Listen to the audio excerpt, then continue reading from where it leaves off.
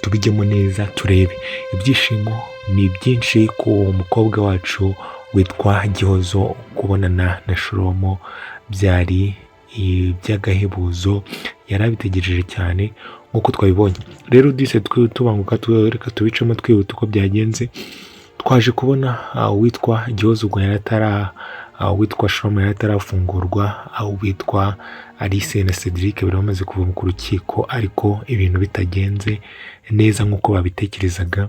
Rero Gihozo yabonye abita abona yuko Shalomo atigeze afungurwa bitewe n'uko yarabonye Alice ahangayitse cyangwa atameze neza. Rero yarize cyane ararira ababwira ati nimumbwire yuko Shalomo batamufunguye, nimubimbwire. Byanze kurira arakomeza ararira kugeza naho Alice nawe afashe byanze akarira. Mu kurira rero Alice arize, witwa Dani yamufashe aramuhagurutsa amujyana hanze, aramubwira ati nk'ubwo ngubwo urimo kurizwa n'iki? Ati nk'ubwo ngubwo urimo kurizwa n'iki? Ati ibi byose si mwebwe mwabiteye? Ni ngombwa ati si mwebwe mwafungishije Shalomo gusa? Ariko Alice aramubwira ati ariko rega niyo tutamubwira gutyo. Rero arakomeza kumubwira ati n'ubundi nanjye ntabwo iyo tutaza kubijyamo.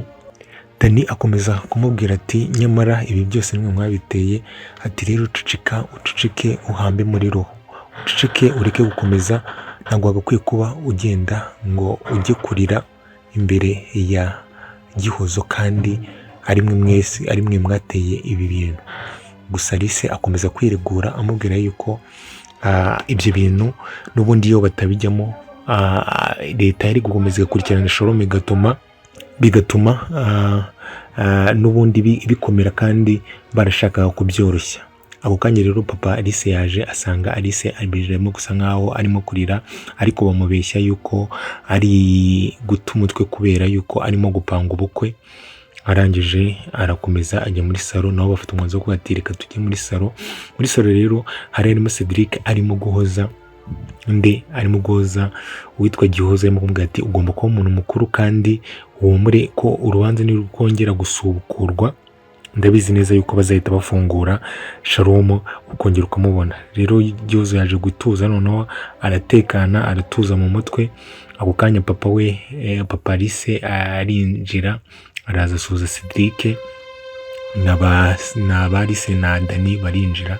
Gusa bari baje kugira ngo bataza gutuma witwa papa Alice amenya yuko witwa Gihozo ababajwe nuko batarimo gufungura Shalomo, kuko murabizi yuko aka kanya ntabwo papa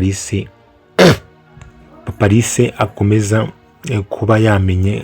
Murabizi yuko atabanye neza n'uwitwa Shalomo ku buryo atifuza yuko anabana na Gihozo, ntabwo abyifuza pe. Rero bamucanganyikishije, bamucisha ku ruhande hirya no hino. Arangira avuga ati okay nta kibazo, ubwo mumeze neza nta kibazo. Avugana na Cedric aramubwira ati bakwakire, ibintu ngibyo na Cedric arangije arigendera. Rero twaje kubona aho ngaho witwa Alice yaciye akanya arimo kuganira na Gihozo, arimo kumubwira ati Gihozo ugomba kwikaruma, ugomba gutekana, ugashyira ugakomera, ukongera ukibera wa mwana mwiza kuko nanjye watumye ureba nka kare, watumye ndira kubera yuko nari mbabajwe n'uburyo umeze. Ati rero ugomba guhumura ukamera neza kubera yuko sheri wawe Shalomo azaza kandi araza vuba. Gihozo arangira amubwira ati okay nta kibazo, rega nawe nuko nari nabonye wihebye bityo bigatuma nanjye namera neza. Rero reka nkomeze negereze ndebe yuko umukunzi wanjye yazaza. Ubona yuko noneho Alice arimo kuba hafi Gihozo nk'ibisanzwe, ibintu bimeze neza, bimeze fresh sana. Rero aho ngaho rero twavuye tugiye duhita tubona na Lucky na Tricia barimo kuganira, barimo ku ibintu bimeze neza cyane.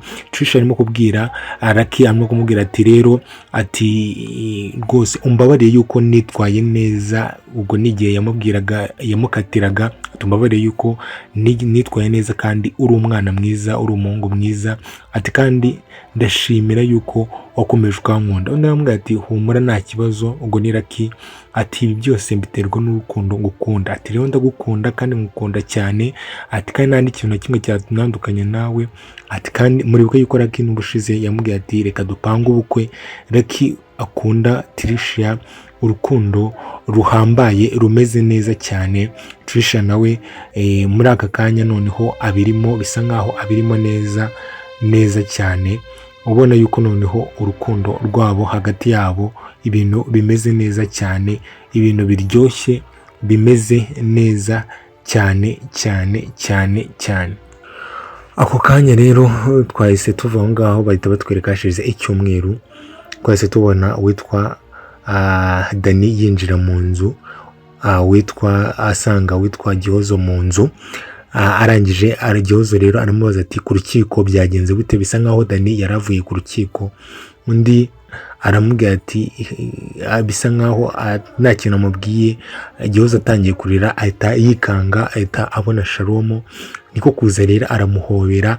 Bigaragara yuko Sharomo bari bamufunguye, kuko nawe ubwe yavuze ati sheri wanjye ubu ngubu aka kanya ndi umwere, kandi impamvu ndi umwere nawe ubifitemo uruhare runini cyane cyane, kuko murabizi ko Gihozo yirukanse kuri Sharomo cyane. Bivuga yuko aka kanya uwakora kuri Gihozo yaba ashaka Sharomo. Murabizi ibintu byose noneho yamukoreye, yaramutabaye, atumye noneho anafungurwa, ibintu byose yaregwaga byose bimuvaho, byose ubu aka kanya ibintu bimeze neza cyane cyane. Rero bicaye bashirana urukumbuzi, ubona Gihozo n'urukundo rwinshi, urukundo rumeze neza, kugeza ngaho Alice nawe yabasanze aho ngaho, araza asuhuza Sharomo. Arangije Alice aravuga ati aba bantu kwera ukuntu barimo gukundana cyane, reka tubahe akanya bakomeze bimerera neza. Rero ku kanya witwa Daniel yisohokera, aragenda arasohoka, agenda hanze. na Alice nawe ahita agenda kugira ngo basige Sharomo ndetse na Gihozo bameze neza. Gusa Sharomo ahita abwira Alice ati unshimirire Cedric kandi n'umwese ndabashimira yuko mwamfashije nkaba mvuye mu buroko. Rero aho ngaho twavuye turangije, tuze tubona inama yateranye, uko uwitwa Sharomo yarateranyije uwitwa Alice, Dani ari kumwe na Bucuri sheri we, ndetse na sheri wa Sharomo ari we Gihozo, ndetse na Alice, ndetse na Trisha na Lucky. Bose yabateranyije agiye kubashimira. Rero abashimira, murabizi ko bose bakoze igikorwa cy'ubutwari. Ese biraza kugenda bite? Ese uwitwa Shefi araza gufatwa byanga byakunda? Ko noneho abanga bose basa nkaho bashyize hamwe, ese kurwanya umwanzi wabo biraza kubakundira? Mukomeze mugire ibihe byiza.